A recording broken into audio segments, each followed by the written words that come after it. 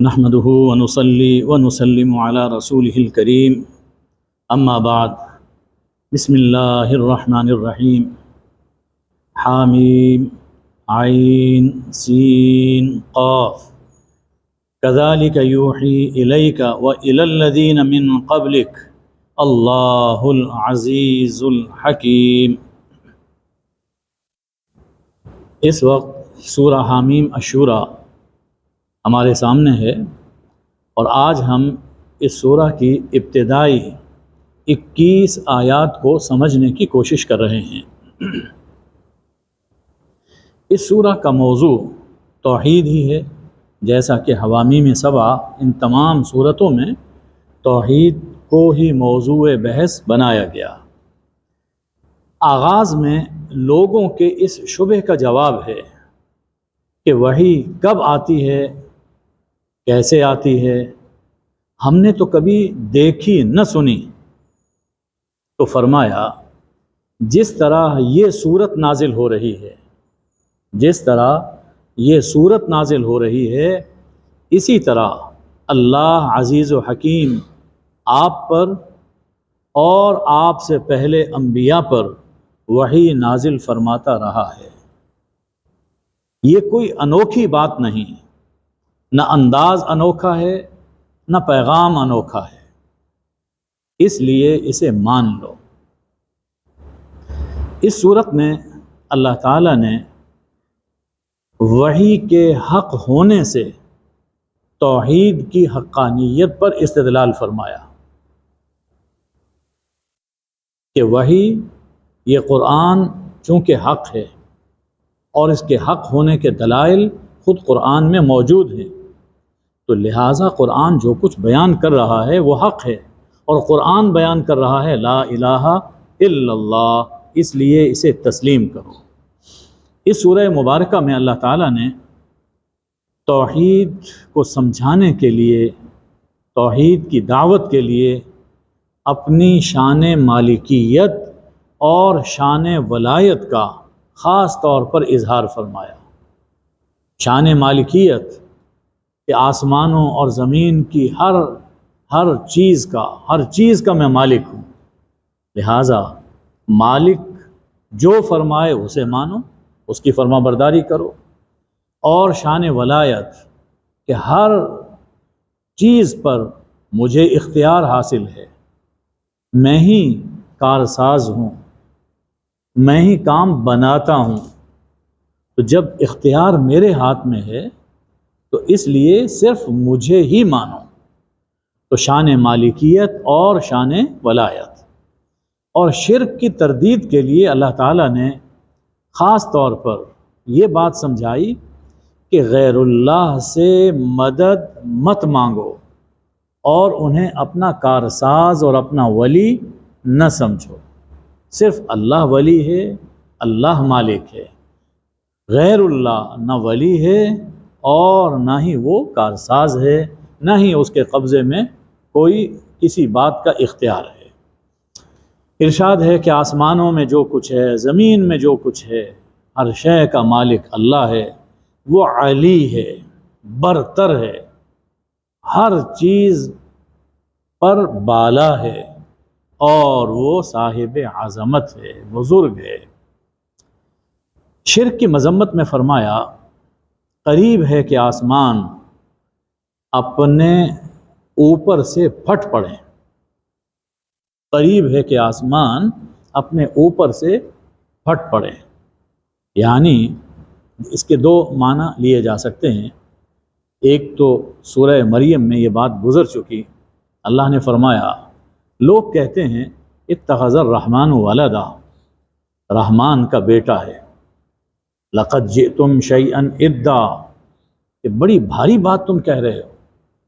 کسی کو اللہ کا بیٹا کہہ دینا یہ کوئی معمولی بات نہیں ہے، بڑی بھاری بات تم کہہ رہے ہو، اور یہ اتنی بھاری بات ہے کہ تکاد السماوات یتفطرن منہ، قریب ہے کہ آسمان پھٹ پڑیں، وتنشق الارض، اور زمین ٹکڑے ٹکڑے ہو جائے، اور وتخر الجبال ہدا، پہاڑ ریزہ ریزہ ہو کر ڈھہ جائیں، اتنی بھاری بات تم کہہ رہے ہو۔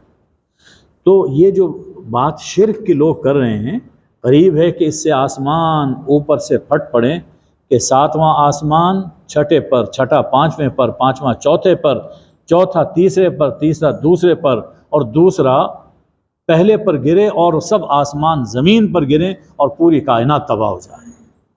شرک اتنی بھاری بات۔ دوسرا معنی یہ بھی مفسرین نے نقل کیا کہ یتفطرن من فوقہن من عظمتہ و ہیبتہ، اللہ کی عظمت، اس کی ہیبت اور اس کا جلال اتنا ہے، قریب ہے کہ آسمان پھٹ پڑے۔ اب آسمان کیسی مخلوق ہے، اس کو الگ سے سمجھنے کی ضرورت ہے۔ فرمایا کہ آسمانوں میں اور زمین میں جتنے فرشتے ہیں سب اپنے رب کی حمد کے ساتھ اس کی تسبیح کر رہے ہیں، سبحان اللہ سبحان اللہ الحمدللہ، وَيَسْتَغْفِرُونَ لِمَنْ فِي الْأَرْضِ، اور مخلوق زمین والوں کے لیے استغفار کر رہے ہیں۔ یہ استغفار کرتے ہیں، اے اللہ جو شرک میں مبتلا ہیں انہیں مہلت دے، انہیں توبہ کی توفیق دے دے، اور جو ایمان لا چکے کسی گناہ میں مبتلا ہیں انہیں بھی توبہ کی توفیق دے اور ان کے گناہوں کو معاف فرما دے۔ تو فرشتے زمین والوں کے لیے استغفار کر رہے ہیں، الا ان اللہ هو الغفور الرحیم، سنو یقیناً اللہ ہی بخشنے والا اور رحم کرنے والا ہے۔ یہ اس کی مغفرت اور اس کی رحمت ہے کہ یہ کارخانہ ہستی چل رہا ہے۔ اگر وہ معاف نہ فرما رہا ہوتا اور رحمت نہ کر رہا ہوتا، ہم تو ایک منٹ بھی نہیں چل سکتے تھے اسی صفحہ ہستی پر، اسی زمین پر، ان فضاؤں میں، اب سمندروں میں کتنے گناہ ہیں جو انسان کر رہا ہے۔ ظہر الفساد فی البر والبحر بما کسبت ایدی الناس، لوگوں کے کرتوتوں گناہوں کی وجہ سے زمین میں فساد پیدا ہو چکا، لیکن اللہ غفور ہے، رحیم ہے، وہ معاف فرماتا ہے۔ فرمایا شرک کی تردید کے لیے، اور اس میں اللہ نے اپنی شان ولایت کا بھی اظہار فرمایا۔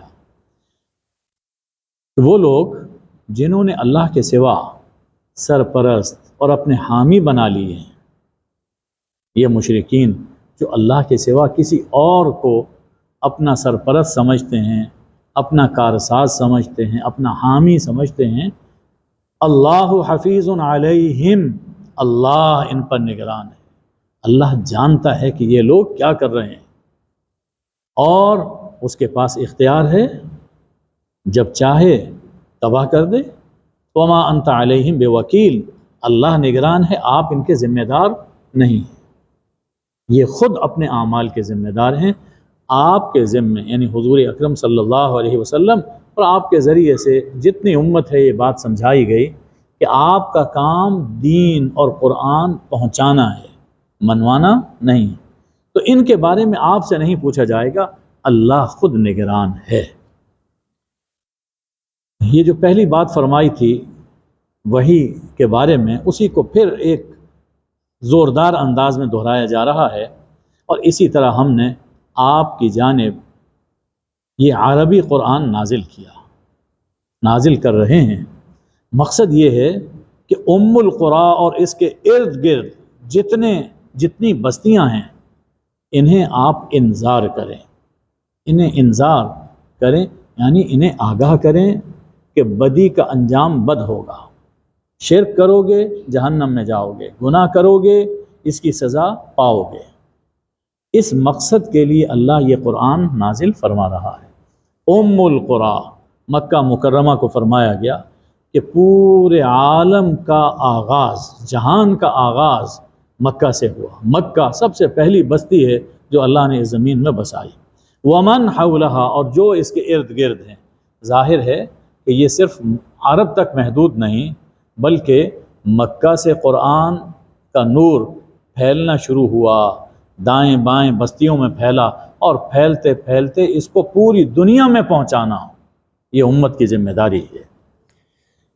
قرآن اس لیے نازل ہوا کہ وَتُنذِرَ يَوْمَ الْجَمْعِ لَا رَيْبَ فِيهِ، آپ لوگوں کو آگاہ کریں، ڈرائیں کہ ایک دن ایسا آنے والا ہے جس دن اللہ سب کو اکٹھا فرمائے گا، اور اس کے آنے میں کوئی شک اور شبہ نہیں ہے۔ اور وہاں پر اپنے اعمال کے نتیجے میں ایک فریق جنت میں جائے گا اور ایک فریق جہنم میں جائے گا۔ یہ آگاہ کر دیں لوگوں کو کہ قیامت کے دن دو فریق ہوں گے، ایک جنتی ہوگا ایک جہنمی ہوگا۔ تو آپ خود سوچو کہ کون سا عمل کر رہے ہو، کس گروہ میں شامل ہونے کی کوشش کر رہے ہو۔ پھر اللہ اپنی شان ولایت کا اظہار فرما رہا ہے، اگر اللہ چاہے تو ان سب کو ایک ہی امت بنا دے، اگر اللہ چاہے تو سبھی کو مسلمان کر دے۔ اللہ کے لیے کیا مشکل ہے؟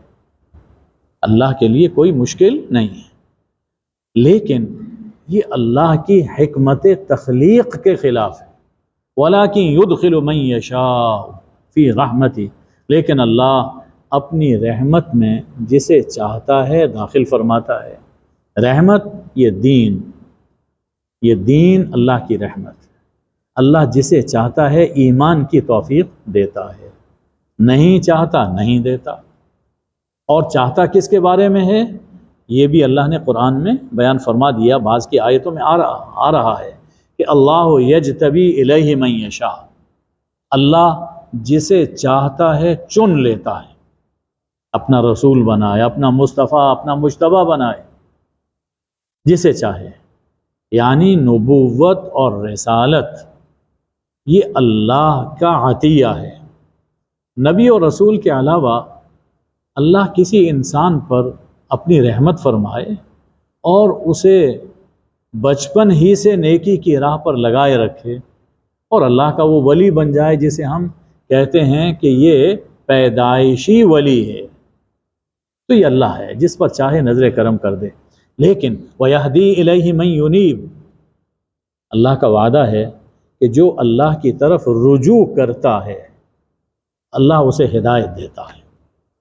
اللہ کسے اپنی رحمت میں داخل فرماتا ہے؟ جو اللہ کی طرف رجوع کرتا ہے۔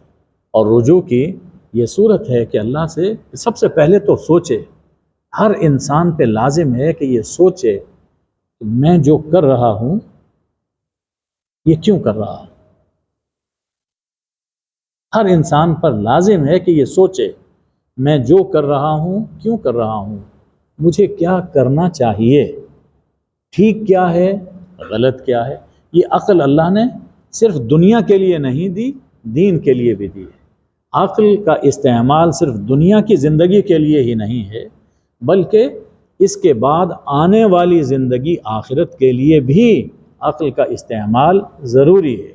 تو سب سے پہلے تو یہ سوچے، پھر اس کے بعد اللہ سے دعا کرے کہ اے اللہ میری عقل میری پوری رہنما نہیں ہو سکتی جب تک کہ تیری توفیق اور تیرا کرم میرے شامل حال نہ ہو۔ تو اللہ سے انسان دعا بھی کرے، سوچے پھر اللہ سے دعا کرے، یقیناً اللہ سیدھی راہ دکھائے گا۔ وَلَٰكِن يُدْخِلُ مَن يَشَاءُ فِي رَحْمَتِهِ، فرمایا کہ وَالظَّالِمُونَ مَا لَهُم مِّن وَلِيٍّ وَلَا نَصِيرٍ، اور جو لوگ ظلم کر رہے ہیں یعنی شرک کر رہے ہیں یا گناہوں کی زندگی بسر کر رہے ہیں، انہیں نہ کوئی ولی ملے گا اور نہ کوئی مددگار ملے گا۔ ولی یعنی کوئی ان کا سرپرست، کوئی ان کا حامی، کوئی ایسا صاحب اختیار جو انہیں عذاب سے نکال لے، کوئی ایسا نہیں ملے گا۔ وہاں پھر جو کچھ اس دنیا میں انسان کرے گا اس کی سزا اسے بھگتنا ہوگی۔ ارشاد فرمایا کہ ام اتخذوا من دونہ اولیاء، کیا ان لوگوں نے اللہ کو چھوڑ کر اوروں کو اپنا سرپرست بنا لیا، اوروں کو اپنا کارساز سمجھ لیا؟ یاد رکھو فاللہ هو الولی، اللہ ہی کارساز ہے، اللہ ہی کارساز ہے، اختیار صرف اللہ کے پاس ہے، جس کا چاہے کام بنا دے۔ اللہ کے سوا اور کوئی کام بنانے والا نہیں، کارساز نہیں ہے، ولی صرف اللہ ہے۔ وَهُوَ يُحْيِي الْمَوْتَى، اور وہی ہے جو مردوں کو زندہ کرے گا۔ وَهُوَ عَلَى كُلِّ شَيْءٍ قَدِيرٌ، اور وہ ہر چیز پر قدرت رکھتا ہے، ہر چیز پہ قادر۔ تو ولی بھی اللہ ہے، مردوں کو زندہ کرنے والا بھی اللہ ہے، اور ہر چیز پر قدرت بھی اللہ رکھتا ہے۔ اس لیے اپنے جتنے معاملات ہوں، جتنی ضرورتیں ہوں، سب اللہ کے سامنے پیش کرنی چاہیے۔ ارشاد ہے کہ یہ جو وحی ہے یہ تمہارے فائدے کے لیے آ رہی ہے، یہ قرآن تمہارے مقصد کے لیے ہم نے نازل، تمہارے فائدے کے لیے ہم نے نازل کیا۔ تو اپنے ہر اختلاف کا فیصلہ قرآن سے کراؤ، جس چیز میں بھی تمہیں اختلاف ہے، فحکمہ الی اللہ، تو اس کا فیصلہ اللہ کی طرف ہے، اس کا فیصلہ اللہ فرمائے گا۔ اور اللہ کیسے فیصلہ فرماتا ہے؟ قرآن اللہ نے نازل فرما دیا اور اپنے رسول صلی اللہ علیہ وسلم کو بھیج دیا۔ ذالکم اللہ ربی، حضور اکرم صلی اللہ علیہ وسلم کی زبان مبارک سے یہ کہلوایا جا رہا ہے کہ یہ اللہ میرا رب ہے، اللہ ربی، اسے بس یاد رکھنا چاہیے، اللہ ربی، اللہ ربی، لا اشرک بہ شیئا، میں اللہ کے ساتھ کسی کو شریک نہیں کرتا ہوں۔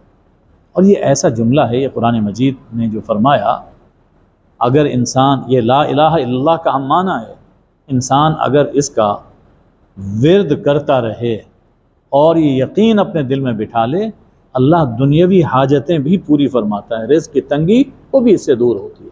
اللہ، اللہ ربی لا اشرک بہ شیئا۔ تو حضور اکرم صلی اللہ علیہ وسلم فرما رہے ہیں کہ اللہ ربی، اللہ ہی میرا رب ہے۔ حضور کا رب بھی اللہ ہے، حضور کو دینے والا بھی اللہ ہے۔ علیہ توکلت و الیہ انیب، اسی پر میں نے توکل کیا اور اسی کی طرف میں رجوع کرتا ہوں، اسی کی طرف میں اپنے معاملات لوٹاتا ہوں۔ اس سے یہ معلوم ہوا کہ اپنے تمام معاملات میں اللہ پر توکل کرنا اور اللہ کی بارگاہ میں اپنی حاجتیں پیش کرنا، یہ رسول اللہ صلی اللہ علیہ وسلم کی سنت ہے۔ تو اس ایک ہی آیت میں اللہ نے توحید بھی بتا دی اور رسول اللہ صلی اللہ علیہ وسلم کی سنت بھی ہمیں سمجھا دی۔ فرمایا فاطر السماوات والارض، اللہ آسمانوں اور زمین کا پیدا کرنے والا ہے۔ یعنی آپ توجہ فرمائیے کہ کس کس رنگ میں اللہ تعالیٰ اپنی شان بیان فرما رہا ہے۔ آسمانوں اور زمین کا پیدا کرنے والا اللہ، اور جعل لکم من انفسکم ازواجا، اللہ نے تمہارے لیے تمہیں میں سے جوڑے بنا دیے، تمہارے لیے تمہیں میں سے جوڑے بنا دیے جو تمہارے ہم جنس ہیں۔ وَمِنَ الْأَنْعَامِ أَزْوَاجًا، اور اللہ نے جانوروں سے بھی جوڑے پیدا فرما دیے، ان میں بھی نر ہیں اور مادہ ہیں۔ يَذْرَؤُكُمْ فِيهِ، اس طرح سے وہ تمہاری نسلیں پھیلاتا ہے، نر اور مادہ بنائے انسانوں میں بھی اور جانوروں میں بھی، اور اس ذریعے سے اللہ نے نسل انسان کو بھی بڑھایا اور جانوروں کی نسلوں کو بھی بڑھایا۔ تو فرمایا کہ یہ آسمانوں اور زمین، یہ زمین کی آبادی کے لیے اللہ نے تمہیں رکھا، پھر سب انسان بھی ایک دوسرے کے کام آنے والے، اور یہ جانور یہ بھی تمہارے کام آنے والے۔ تو اللہ نے پیدا کر کے یوں ہی چھوڑ نہیں دیا، بلکہ یہاں تمہاری آبادی اور تمہارے سکون کا بندوبست بھی فرمایا۔ لیس کمثلہ شیء، سبحان اللہ، کوئی چیز اس کی مثل نہیں ہے، کوئی چیز اس جیسی نہیں، نہ اس کی ذات میں نہ اس کی صفات، نہ اس کی ذات جیسی کسی کی ذات، نہ اس کی صفات جیسی کسی کی صفات ہے۔ وہ بے مثل ہے، بے مثل ہے، کوئی اس کا مماثل نہیں، کوئی اس کے مقابل نہیں۔ یکاؤ تنہا، اللہ احد، اللہ الصمد، لیس کمثلہ شیء وہو السمیع البصیر، اور وہ سننے والا اور دیکھنے والا ہے۔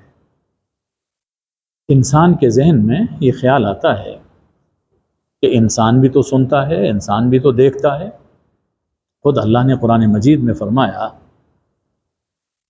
انا خلقنا الانسان من نطفۃ امشاج نبتلی فجعلناہ سمیعا بصیرا، ہم نے انسان کو سمیع و بصیر بنایا۔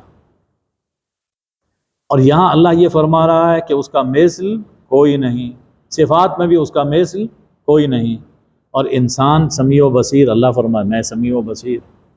تو ذہن میں رکھنا چاہیے کہ اللہ کی یہ صفات اللہ کے شایان شان ہے، ہمارے لیے یہ صفات ہماری شان کے مطابق، ہمارے حال کے مطابق، ہم اپنے سامنے دیکھ سکتے ہیں، پیچھے نہیں دیکھ سکتے۔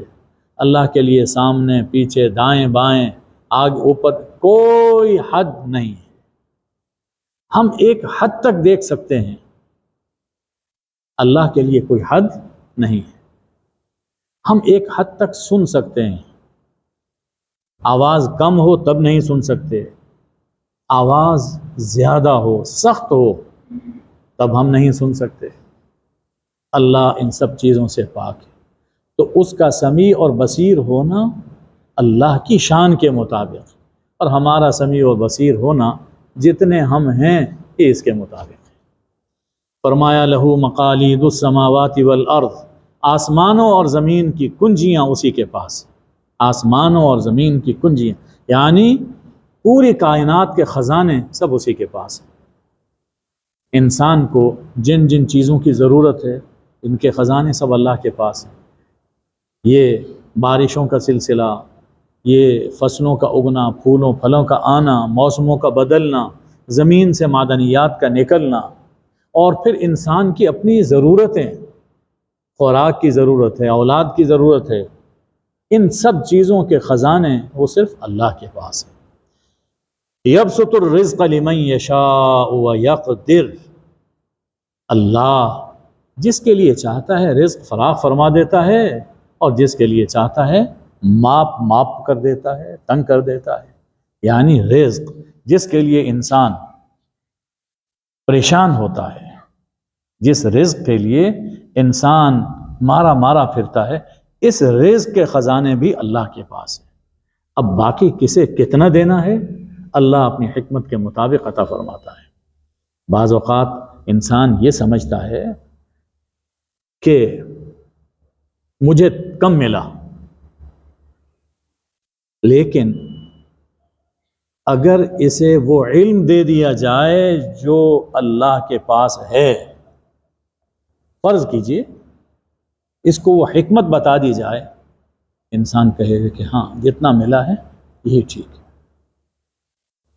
تو اس میں آزمائش ہوتی ہے، دینے میں بھی آزمائش ہے اور تنگ دینے میں بھی فراخی میں بھی آزمائش ہے، تنگی میں بھی آزمائش ہے۔ تو اللہ جسے چاہتا ہے کھلا دیتا ہے، جسے چاہتا ہے ماپ کر دیتا ہے۔ انہ بکل شیء علیم، یقیناً اللہ ہر چیز کا علم رکھتا ہے، ہر چیز پر وہ علیم ہے۔ تو علیم بھی اللہ اور سب خزانوں کا مالک بھی اللہ ہے۔ اس کے بعد ایک یہ آیہ کریم آ رہی ہے جس کو آیت اقامت دین کہا جاتا ہے۔ یہ سورہ الشورى کی آیت نمبر 13 ہے، بڑی اہم آیت ہے یہ۔ اس کے بارے میں ہم لوگ عموماً غفلت میں مبتلا ہیں۔ امت مسلمہ کی یہ جو ذمہ داری ہے دین کے حوالے سے، اس آیہ کریمہ میں وہ بیان فرمائی گئی۔ آج کل سیکولرزم کی باتیں ہوتی ہیں، کہا جاتا ہے کہ ریاست کا کوئی دین نہیں ہوتا۔ تو اس آیہ کریمہ سے ہم اس بات کو سمجھ سکتے ہیں کہ ریاست کا کوئی دین ہے یا نہیں ہے۔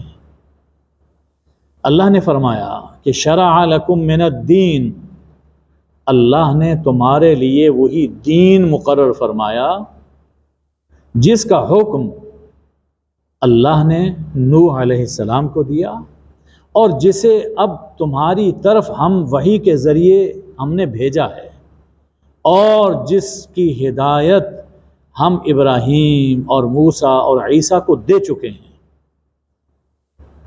یعنی حضرت نوح علیہ السلام، پھر حضرت ابراہیم، حضرت موسیٰ حضرت عیسیٰ اور آخر میں حضرت محمد صلی اللہ علیہ وآلہ وسلم، یہ 5 پیغمبر اولو العزم کہلاتے ہیں۔ درمیان میں آنے والے جتنے پیغمبر ہیں وہ انہی پیغمبروں کی شریعت کی پیروی کرتے رہے۔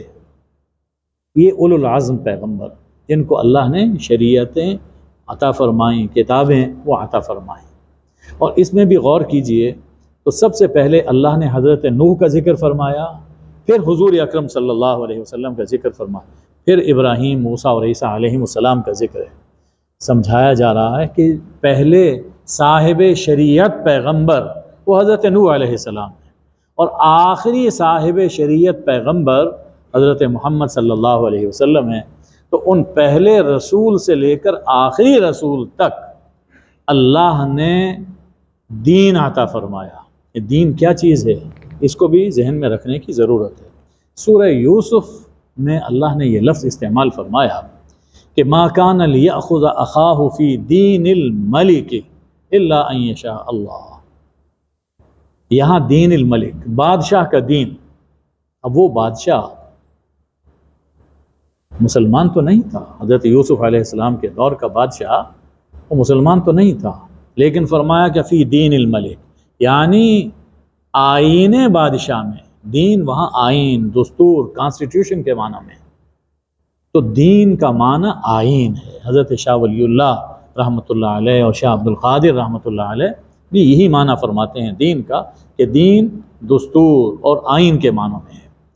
تو اللہ نے ہمارے لیے، انسانوں کے لیے ایک ہی دین رکھا، اور وہ دین اسلام ہے، حضرت نوح علیہ السلام سے لے کر حضرت محمد صلی اللہ علیہ وآلہ وسلم تک۔ اسی بات کو اللہ نے دوسرے مقام پر بیان فرمایا کہ ان الدین عند اللہ الاسلام، دین اللہ کے یہاں صرف اسلام ہے۔ تو شروع سے دین اسلام ہی چلا آ رہا ہے۔ اب یہ فرمایا کہ ہم نے یہ دین ہمیشہ یہ عطا فرمایا دین، اور اس تاکید کے ساتھ عطا فرمایا کہ اقیم الدین، قائم کرو اس دین کو، قائم کرو اس دین کو، اور اس میں متفرق نہ ہو جاؤ، ولا تتفرقوا فی، اس میں تفریقہ نہ ڈالو، فرقہ بندی نہ کرو، سب مل کر اس دین کو قائم کرو۔ دین اللہ نے توحید، رسالت، آخرت اور جو بھی شریعت کے احکام عطا فرمائے، یہ سب یہ دین ہے۔ ہر زمانے کی شریعت تو مختلف رہی، لیکن بنیادی دین ہر زمانے میں جو اصول دین ہے وہ ہمیشہ ایک ہی رہے۔ فروع میں اختلاف رہا۔ دیکھیے موسم جیسے بدلتے ہیں، اس کے تقاضے ہر جگہ کے الگ الگ ہوتے ہیں، اسی طرح ہر دور کے تقاضے مختلف رہے۔ تو لِكُلٍّ جَعَلْنَا مِنْكُمْ شِرْعَةً وَمِنْهَاجًا، اللہ نے وہ شریعت اور منہاج الگ الگ عطا فرمایا کہ تمہارے لیے اس زمانے میں یہ مناسب ہے، اس زمانے میں تمہارے لیے یہ حکم مناسب ہے، لیکن جو اصول دین ہیں وہ ہمیشہ سے ایک ہی چلے آ رہے ہیں۔ تو اللہ نے ان سب پیغمبروں کو یہ دین عطا فرمایا، اور دین عطا فرما کر یہ تاکید کی ان اقیم الدین، کہ دین کو قائم کرو۔ حضور اکرم صلی اللہ علیہ وآلہ وسلم تشریف لے آئے، اور آپ پر نبوت اور رسالت کا سلسلہ ختم ہو گیا۔ تو اب اس نبوت اور رسالت کی ہدایت کو پھیلانے کی ذمہ داری اس امت پر ہے۔ امت کے لیے بھی یہ حکم ہے کہ اس دین کو قائم کرو، اور اس میں فرقے بازی نہ کرو، دین میں اختلاف نہ ڈالو، یہ اس امت کی ذمہ داری ہے۔ اب یہ دوسرا ایک اور لفظ بھی سمجھنے کی ضرورت ہے کہ دین کو قائم کرنا کیا ہے، دین کیسے قائم ہوتا ہے۔ اس کو ہم اپنے زبان کے کئی محاوروں سے سمجھ سکتے ہیں۔ مثلا کہا جاتا ہے کہ عمارت قائم ہے، یعنی عمارت مضبوط ہے، کھڑی ہے، اس کے اندر کوئی رخنا نہیں ہے۔ اللہ القیوم ہے، پوری کائنات کو اللہ تھامنے والا ہے۔ عدالت قائم ہے، لیقوم الناس بالقسط، لوگ انصاف کے ساتھ قائم رہیں۔ قرآن پاک میں اللہ نے فرمایا، یعنی ان میں عدل اور انصاف نظر آئے۔ بلکہ اس سے بھی آسان اللہ نے قرآن پاک میں حکم دیا، اقیم الصلاۃ، نماز قائم کرو، نماز قائم کرو۔ بالکل یہی اسلوب ہے، یہاں فرمایا اقیم الدین، دین قائم کرو، وہاں فرمایا اقیم الصلاۃ، نماز قائم کرو۔ اچھا، اب ہم جب نماز پڑھتے ہیں، نفل نماز پڑھیں، فرض نماز پڑھیں اور تنہا پڑھیں، تو کبھی ہم کہتے ہیں قد قامت الصلاۃ، اقامت ہوتی ہے اس کے شروع میں؟ نہیں ہوتی، بس اللہ اکبر کہتے ہیں اور نماز پڑھتے ہیں۔ لیکن جب باجماعت نماز پڑھی جاتی ہے تو اس کے شروع میں اقامت ہوتی ہے، اس میں کہا جاتا ہے قد قامت الصلاۃ، نماز قائم ہو گئی۔ حالانکہ قائم کون ہوئے، کھڑے کون ہوئے؟ لوگ کھڑے ہوئے، لیکن کس مقصد کے لیے کھڑے ہوئے؟ نماز کے لیے۔ تو اس لیے کہا جاتا ہے کہ نماز قائم ہوئی، اقیم الدین، نماز قائم ہوئی۔ یہ اجتماعی نماز، باجماعت نماز کے لیے یہ حکم دیا جاتا ہے۔ اسی سے ہمیں یہ سمجھنا ہے کہ اقیم الدین، دین قائم کرو، اس کا مقصد دین اس لیے نہیں آیا کہ ہم اپنی ذاتی اور انفرادی اور گھر کی زندگی میں دین پر اکتفا کریں، اس مقصد کے لیے نہیں آیا، بلکہ دین اس مقصد کے لیے آیا کہ اجتماعی زندگی میں دین قائم نظر آنا چاہیے۔ جیسے نماز جب کھڑی ہوتی ہے، قد قامت الصلاۃ، تو نظر آتا ہے کہ نماز پڑھی جا رہی ہے۔ اسی طرح دین اقیم الدین، دین ایسی حالت میں ہونا چاہیے، اجتماعی زندگی میں، ملکی زندگی میں نظر آئے کہ دین ہے، یہاں پر دین پر عمل ہو رہا ہے۔ یہ ہماری ذمہ داری ہے۔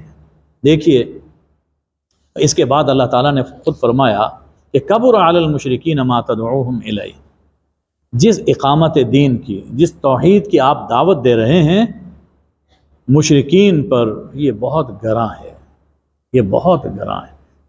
یعنی صرف اس زمانے میں نہیں، آج کے زمانے میں بھی یہ ملحدین پر اور دشمنان دین پر یہ اقامت دین یہ بہت گراں گزرتی ہے۔ اب چونکہ دنیا میں جمہوریت کا چلن ہے، آزادی رائے سب کا حق ہے، تو دین کی دعوت دی جائے، نماز کی دعوت دی جائے، حج کی دعوت دی جائے، تبلیغ کی جائے، تو یہ دشمنان دین، مشرکین اور ملحدین پر گراں نہیں ہے۔ لاکھوں انسان حج کے لیے جمع ہوتے ہیں، اور خود جو ممالک جن پر حکومت غیر مذہب والوں کی ہے، ان کے ہاں مساجد بھی موجود ہیں، وہاں دعوت بھی ہوتی ہے، تبلیغ بھی ہوتی ہے، وہ اس میں رکاوٹ نہیں بنتے کہ آپ اپنی انفرادی زندگی میں، اپنی پرسنل لائف میں آپ جو جس چیز پر عمل کرنا چاہتے ہیں وہ کریں، یہ آزادی ہے۔ لیکن ٹکراؤ کہاں ہوگا؟ اب بھی آپ دیکھ لیجئے، کسی دنیا کے کسی خطے میں اگر دین کو قائم کرنے کی کوشش کی جائے، اس پر اٹیک ہوگا، اس کو برداشت نہیں۔ کبر علی المشرکین ما تدعوہم الیہ، اس کو برداشت نہیں کیا جائے۔ کوئی ایسا نظام تو ان کے نظام کے مقابل آ جائے، اس کو گوارا نہیں کیا جاتا، جبکہ یہ ہماری ذمہ داری ہے۔ اللہ نے حضور اکرم صلی اللہ علیہ وسلم سے یہ فرمایا کہ هو الذی ارسل رسولہ بالہدی ودین الحق لیظہرہ علی الدین کلہ، وہی اللہ ہے، وہی تو ہے کہ جس نے اپنے رسول صلی اللہ علیہ وسلم کو الہدا اور دین حق دے کر بھیجا تاکہ سب ادیان پر اس کو غالب کر دے۔ تو اللہ کے رسول صلی اللہ علیہ وسلم خود ہماری یہ ذمہ داری ٹھہرائی کہ اقیم الدین، اس دین کو قائم کرو، جیسے تم نماز کو قائم کرتے ہو، اس دین کو بھی قائم اجتماعی زندگی میں۔ اور اگر کہیں اللہ نے مسلمانوں کو ملک عطا فرمایا ہے، جہاں ان کا اقتدار ہے تو وہاں ان پر لازم ہے کہ اس دین کو قائم کریں۔ یہ کہ ریاست سیکولر ہے، کسی دین کے پابند نہیں ہے، ایسا معاملہ نہیں۔ ہاں یہ نہیں کہا جا سکتا، اور دین ہمیں ہرگز یہ اجازت نہیں دیتا کہ ہم کسی پر جبر کریں۔ اسلامی ریاست ہوگی، دین کا چلن نظر آئے گا، لیکن وہاں رہنے والے جتنے بھی نان مسلمز ہیں وہ اپنے دین پر، اپنے مذہب پر عمل کرنے میں آزاد ہیں۔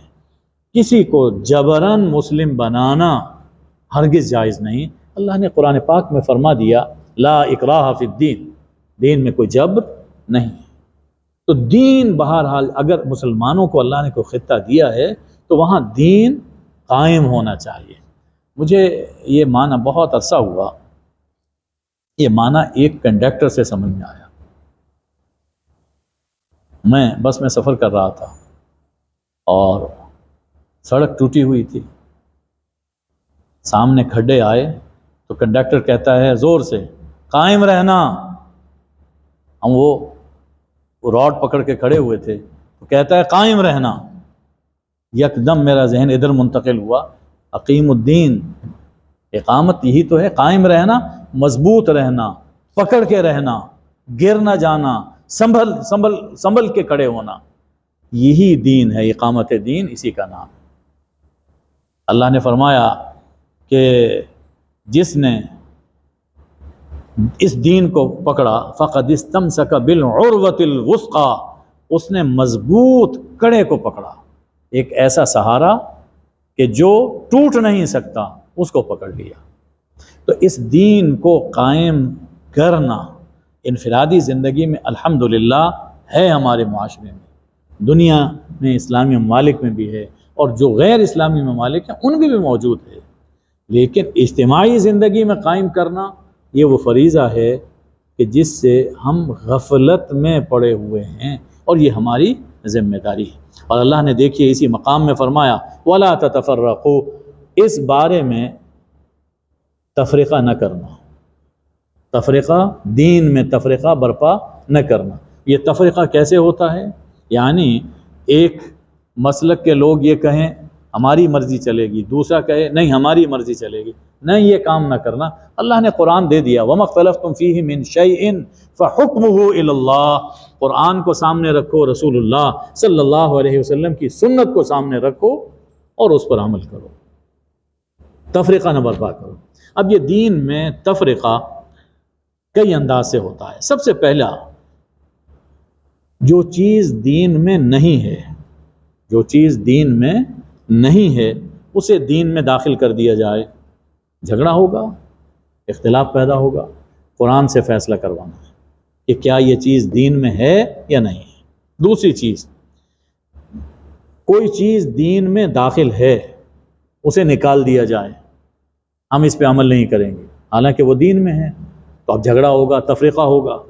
تیسری چیز، دین کی نصوص میں، قرآن میں، سنت میں تحریف کی حد تک پہنچی ہوئی تعویلات کر کے نرالے عقائد اور انوکھے اعمال ایجاد کرنا، یعنی جس کے بارے میں غالباً گزشتہ درس میں عرض کیا کہ اقبال نے یہ فرمایا کہ انہوں نے قرآن تو ہم تک پہنچایا لیکن اس کے معنی ایسے بیان کیے، ایسی تعویل بیان کی، ایسی تعویل کی کہ جس کی خبر نہ خدا کو ہے، نہ جبریل کو ہے، نہ مصطفیٰ صلی اللہ علیہ وآلہ وسلم کو ہے۔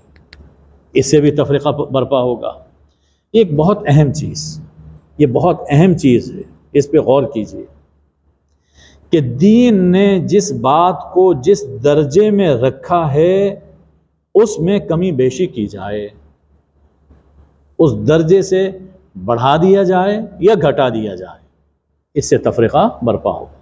ہمارے معاشرے میں زیادہ تر جھگڑے وہ اس اصول کو نظر انداز کرنے کی وجہ سے۔ دین کب قائم ہوگا؟ اللہ نے، اللہ کے رسول، قرآن اور سنت نے جس چیز کو جس درجے میں رکھا ہے اسی درجے میں رکھتے ہوئے اس پہ عمل کیا جائے۔ ایک چیز مباح ہے، دین میں جائز ہے، اس کو واجب کی حد تک نہ لے جائیں، نفل کو واجب کی حد تک نہ لے جائیں، اور جو واجب ہے دین میں اس کو مباح نہ بنائیں، اس کو جائز کی حد تک نہ لے کر آئیں۔ واجب کو واجب سمجھیں، سنت کو سنت سمجھیں، جائز کو جائز سمجھیں۔ اسی طرح بہت سے ہمارے گھروں کے معاملات ہوتے ہیں، ان میں بھی اللہ نے کچھ چیزوں کو مستحب قرار دیا۔ اب مستحب پر اتنا زور دینا کہ وہ فرض بن جائے کہ اگر کوئی اسے چھوڑ دیتا ہے تو اس کو سمجھا جائے کہ ہو تم نے تو گویا دین کا رکن چھوڑ دیا، یہ غلط ہے۔ اور دین کے رکن کے بارے میں اتنا بے خبر اور لاپرواہ ہونا کہ اسے ترک کیا جا رہا ہے تو کوئی پرواہ نہیں ہے۔ تو اصول یہ ہے کہ اللہ نے، قرآن نے جس چیز کو جس درجے میں رکھا اس عمل کو اسی درجے میں رکھنا چاہیے، عقیدے کو بھی اسی درجے میں رکھنا چاہیے، عقیدہ اور عمل دونوں کو۔ اگر اس سے بڑھائیں گے یا اس سے گھٹائیں گے تو دین کی چولیں ہل جائیں گی اور آپس میں جھگڑے شروع ہو جائیں گے۔ تو اللہ نے فرما دیا کہ وَلَا تَتَفَرَّقُوا فِيهِ، دیکھو اس دین میں تفریقہ نہ کرو، سب مل کر اس دین کو اپنی اجتماعی زندگی میں نافذ کرو۔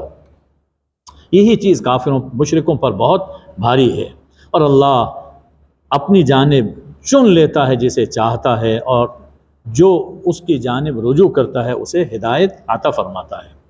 اس کے بعد ارشاد فرمایا کہ وَمَا تَفَرَّقُوا إِلَّا مِن بَعْدِ مَا جَاءَهُمُ الْعِلْمُ بَغْيًا بَيْنَهُمْ، ان لوگوں نے جو تفریقہ کیا ہے اس وقت کیا جب ان کے پاس علم آ چکا تھا۔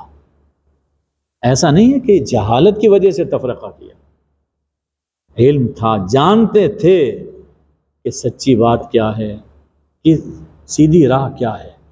اس العلم، وحی، اللہ کا حکم آ جانے کے بعد لوگوں نے تفریقے کیے، اور کس لیے کیے؟ بغیم بینہم، آپس کے ضد کی وجہ سے۔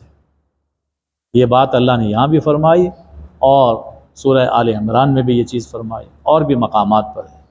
اللہ نے دو چیزیں بیان فرما دی، ایک تو یہ کہ یہ جھگڑے جہالت کی وجہ سے نہیں، جانتے ہیں کہ حق کیا ہے، پھر لڑتے ہیں، پھر جھگڑا کرتے ہیں، اور کیوں کرتے ہیں؟ آپس کی ضد کی وجہ سے۔ ضد کس کے لیے ہوتی ہے؟ ضد ہوتی ہے اپنے دنیاوی مفاد کے لیے۔ جب کسی کو یہ نظر آتا ہے میں اس پہ عمل کروں گا، یہ بات کہوں گا تو میرا فلاں مفاد میرے اس مفاد پہ زد پڑے گی، میری یہ نوکری ختم ہو جائے گی، میری یہ مصاحبی، حکومت کی درباری یہ ختم ہو جائے گی، تو پھر وہ بات کہیں گے، علم ہے، جانتے ہیں کہ سچ کیا ہے، لیکن وہ بات کہیں گے جس سے کہ ان کا مفاد محفوظ رہے۔ یہ تو ذرا بڑی سطح پر، اور چھوٹی سطح پر معاشرے میں پھیلے ہوئے ان رسوم اور رواج کو دیکھ لیجئے، معلوم ہوتا ہے کہ سچ کیا ہے، حقیقت کیا ہے، کس درجے میں کوئی چیز ہے، لیکن اصرار ہوتا ہے کہ یہ کام ضرور کرنا ہے، اس لیے کہ اس کا الٹیمیٹلی فائدہ انہیں خود ہوتا ہے، اس لیے وہ کام کرواتے ہیں۔ بغیم بینہم، اور کبھی ایسا ہوتا ہے کہ پرسنالٹی کلیش ہوتا ہے، پرسنالٹی کلیش یہ بھی بہت اہم، خاص طور پر ہمارے بر صغیر کے اندر جو مکاتب فکر بنے ہوئے ہیں اور جو آپس میں جھگڑتے ہیں، حقیقت کو نہیں سمجھتے، تو زیادہ تر یہی پرسنالٹی کلیش ہے۔ ایک بڑا عالم ہے، دوسرا بڑا عالم ہے، انہوں نے ایک بات کہی، انہوں نے یہ بات کہی، اب وہ آپس میں تو شاید کم ہو، لیکن ان کے ماننے والے آپس میں جھگڑنا شروع کر دیتے ہیں، اور پھر اگلی نسل اس سے بڑھ کر وہ فساد برپا کرتی ہے، جس کے نتیجے میں اصل حقیقت چھپ جاتی ہے اور لوگ جھگڑوں میں الجھ جاتے ہیں۔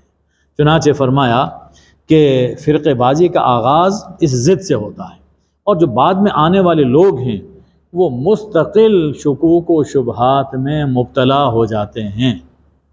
تو موجودہ فرقوں کا آغاز بھی اسی ضد اور شخصیت پرستی سے ہوا اور آج جو ابتدا میں شکوک تھے آج ہم اس کو یقین بنائے بیٹھے ہیں کہ دین کا حکم یہ ہے، اور اگر کہے کہ بھائی یہ دین کا حکم نہیں ہے، اس کی یہ حیثیت نہیں، اگر اس کو چھوڑ بھی دو گے کوئی فرق نہیں پڑتا، لوگ لڑنے کے لیے تیار ہو جاتے ہیں، یہ تم کیا کہہ رہے؟ تو فرمایا کہ یہ ضد کی وجہ سے ہوا۔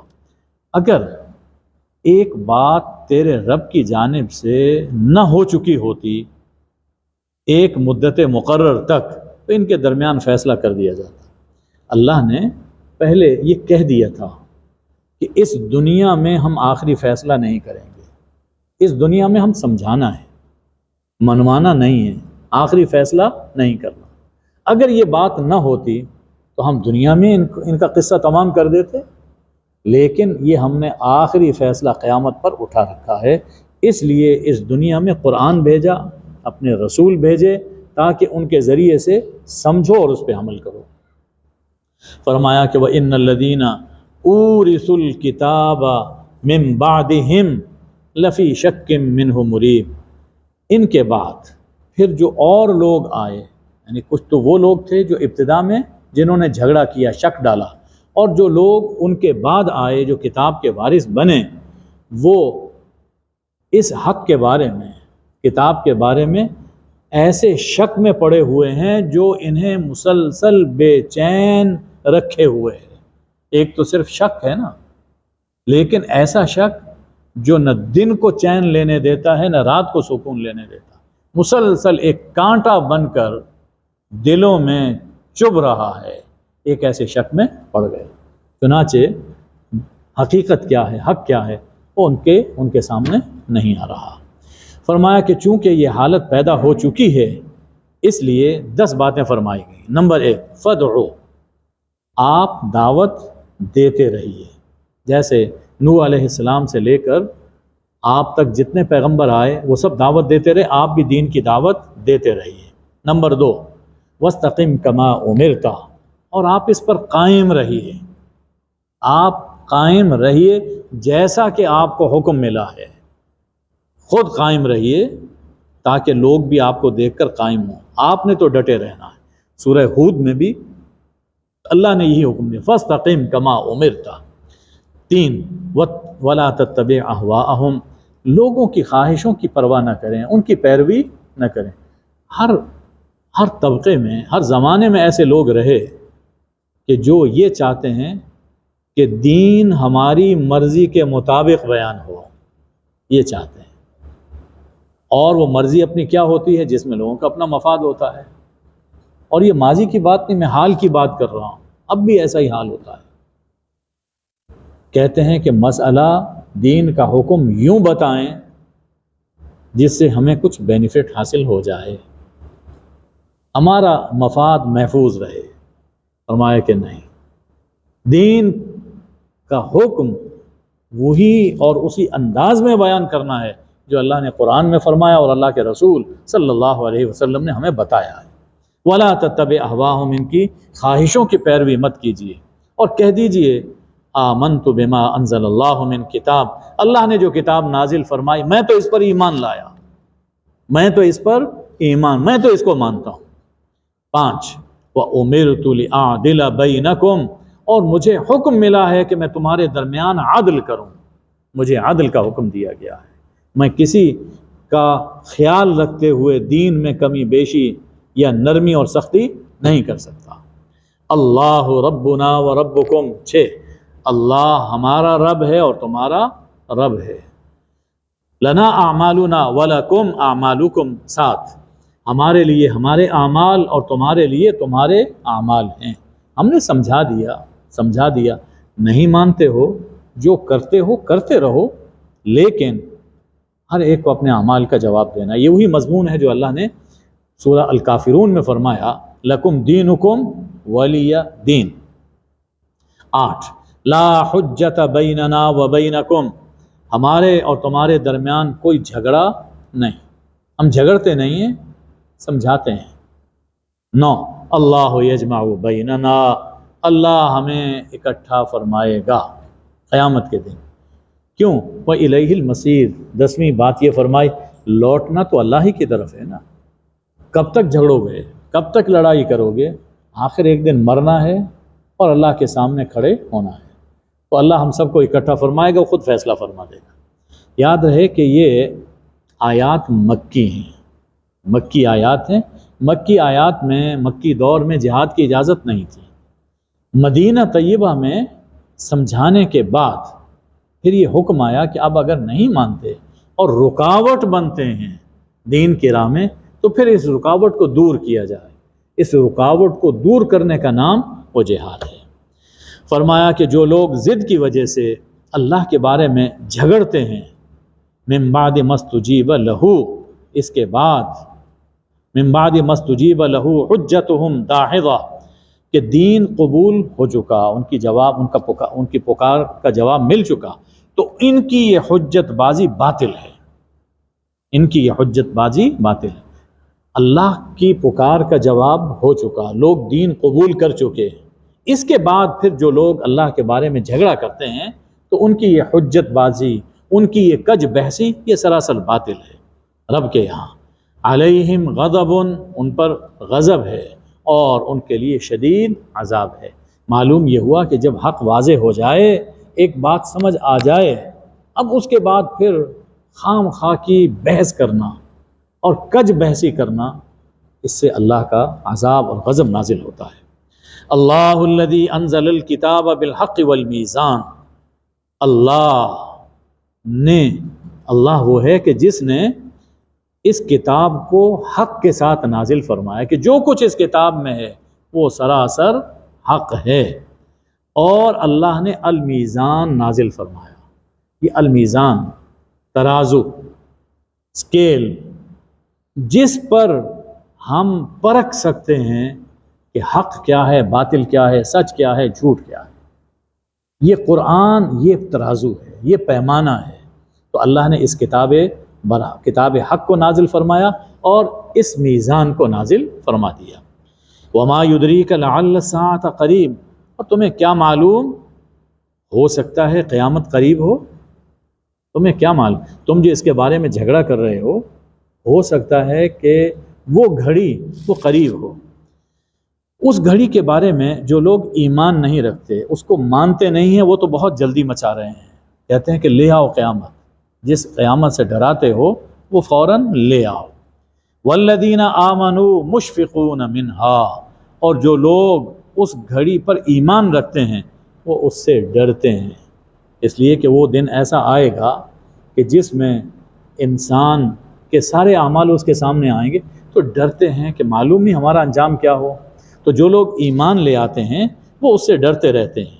وَيَعْلَمُونَ أَنَّهَا الْحَقُّ، اور وہ جانتے ہیں کہ وہ گھڑی وہ حق ہے، قیامت حق ہے۔ یاد رکھو، ان الذین یمارون فی الساعۃ لفی ضلال بعید، جو لوگ اس ساعت کے بارے میں، اس گھڑی کے بارے میں جھگڑتے ہیں، وہ گمراہ ہو کر دور چلے گئے۔ تو قیامت کا ماننا، قیامت کا عقیدہ رکھنا، یہ بھی ایمان مومن ہونے کے لیے ضروری ہے۔ اس کے بعد فرمایا کہ اللہ لطیف بعبادہ، اللہ اپنے بندوں پر مہربان ہے، اللہ اپنے بندوں پر مہربان۔ یہ جو لطیف کا لفظ ہے، لطف سے، لطیف باریک بین، یعنی اللہ باریک بینی کے ساتھ غیر محسوس انداز میں ضرورتیں پوری کرنے والا، باریک بھی ہے۔ کیسے ضرورت پوری کرتا ہے انسان کو؟ جب احساس ہوتا، پتہ چلتا ہے کہ میری یہ ضرورت پوری ہو گئی، انسان خود دنگ رہ جاتا ہے۔ اللہ نے مجھے اس طرح سے بچا لیا، اللہ نے میری یوں مدد فرمائی۔ تو اللہ لطیف ہے اپنے بندوں پر۔ یرزق من یشاء، جسے چاہتا ہے رزق عطا فرماتا ہے، اور ایسی ایسی جگہوں سے کہ جہاں انسان کو گمان تک نہیں ہوتا، وہ لطیف ہے۔ وَهُوَ الْقَوِيُّ الْعَزِيزُ، وہ زور آور ہے، زبردست ہے، جب کسی کو نوازنا چاہے تو کوئی روک نہیں سکتا۔ دیکھیے، یہ سورہ الشورى کی آیت نمبر 19 کی تلاوت کی گئی ہے۔ کوئی شخص اگر روزانہ صبح کے وقت یہ 70 مرتبہ یہ آیت پڑھ لیا کرے، 70 مرتبہ یہ آیت پڑھ لیا کرے، تو اس کا رزق فراخ ہوگا۔ آیت نمبر 19 سورہ الشورى۔ فرمایا کہ من کان یرید حرث الآخرۃ نزد لہ فی حرثہ، جو شخص آخرت کی کھیتی کا ارادہ رکھتا ہے تو ہم اس کی کھیتی میں اضافہ کرتے ہیں، یعنی جس اعمال سے جس کی نیت آخرت ہوتی ہے، آخرت میں اللہ مجھے اس کا اجر دے، اللہ مجھ سے راضی ہو جائے، اس لیے عمل کرتا ہے، تو ہم اس کی اس کھیتی میں اضافہ کرتے ہیں، یعنی اس کے عمل کا ثواب بہت زیادہ عطا فرماتے ہیں، کم از کم 10 گنا اللہ ضرور عطا فرماتا ہے۔ وَمَنْ كَانَ يُرِيدُ حَرْثَ الدُّنْيَا نُؤْتِهِ مِنْهَا، اور جو اس دنیا کے کھیتی کا ارادہ رکھتا ہے تو ہم اسے اس دنیا سے کچھ عطا فرما دیتے ہیں، وَمَا لَهُ فِي الْآخِرَةِ مِن نَصِيب، آخرت میں اس کا کوئی حصہ نہیں۔ یہ وہی بات ہے جو سورہ بقرہ میں بھی گزر چکی کہ کچھ لوگ ایسے ہیں جو کہتے ہیں کہ ربنا آتنا فی الدنیا، اے اللہ جو کچھ دینا ہے دنیا میں دے دے، آخرت میں ان کا کوئی حصہ نہیں۔ اور کچھ ایسے ہیں کہ جو یہ کہتے ہیں کہ ربنا آتنا فی الدنیا حسنہ وفی الآخرۃ حسنہ وقنا عذاب النار۔ تو اپنی عمل کے ساتھ اپنی نیت کو درست کرنا یہ ضروری ہے۔ اگر نیت اللہ کی رضا کی ہے اور آخرت میں نجات کی ہے تو اللہ تعالیٰ دنیا میں بھی اس کا اجر دے گا اور آخرت میں بھی اجر دے گا۔ اور جو صرف دنیا کے لیے سب کچھ کرتے ہیں، دنیا سے اللہ کچھ عطا فرماتا ہے، یہ نہیں فرمایا کہ جو مانگا وہ سب کا سب مل جائے، کچھ عطا فرما دیتا ہے اور آخرت میں محروم رہے گا۔ ارشاد ہے کہ ام لہم شرکاء شرعوا لہم من الدین ما لم یأذن بہ اللہ، کیا ان کے کوئی ایسے شرکاء ہیں کہ جنہوں نے ان کے لیے کوئی ایسا دین مقرر کیا ہو جس کی اللہ نے اجازت نہیں دی، یعنی جو دین اللہ نے نہیں دیا اور جن کو انہوں نے خدا اور اللہ کا شریک بنا رکھا ہے، تو کیا ان کے شرکاء کے پاس اللہ کا دین چھوڑ کر کوئی دین ہے، کوئی آئین ہے، کوئی دستور ہے؟ ظاہر ہے کہ ان کے پاس تو کچھ نہیں ہے۔ تو جس اللہ نے سب کچھ عطا فرمایا، دستور زندگی عطا فرمایا، چاہیے کہ اسی کا حکم مانو اور اسی کی عبادت کرو۔ وَلَوْلَا كَلِمَةُ الْفَصْلِ لَقُضِيَ بَيْنَهُمْ، اگر وہ فیصلے کی بات نہ ہو چکی ہوتی کہ آخری فیصلہ میں قیامت کو کروں گا، تو ان کے درمیان اس دنیا میں فیصلہ کر دیا جاتا۔ یاد رکھو وَإِنَّ الظَّالِمِينَ لَهُمْ عَذَابٌ أَلِيمٌ، ظالموں کے لیے دردناک عذاب ہوگا۔ بس یہ بات تو ہم سن لیتے ہیں کہ ظالموں کا عذاب دردناک ہوگا، لیکن کبھی تنہائی میں سوچنا چاہیے کہ درد کیا چیز ہے اور پھر وہ عذاب کیا ہے اور اس کا درد کیا ہے۔ اللہ تعالیٰ اس سوچ کی وجہ سے ہمارے اعمال کو درست فرمائے گا۔ وآخر دعوانا ان الحمد للہ رب العالمین۔ اللہم صلی علی سیدنا و مولانا محمد النبی الامی وآلہ وبارک وسلم۔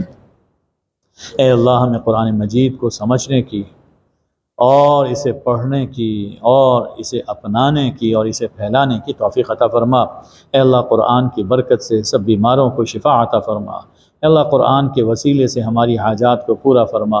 اے اللہ قرآن کی برکت سے ہمارا رزق کشادہ فرما۔ اے اللہ ہمارے سب حاجات کو پورا فرما۔ ہمارے ملک پر نظر رحمت فرما۔ ہمارے ملک کو اور دنیا کو قرآن کے نور سے روشن فرما۔ وصلی اللہ وبارک وسلم علی حبیبہ سیدنا محمد و آلہ الطیبین الطاہرین، آمین یا ارحم الراحمین۔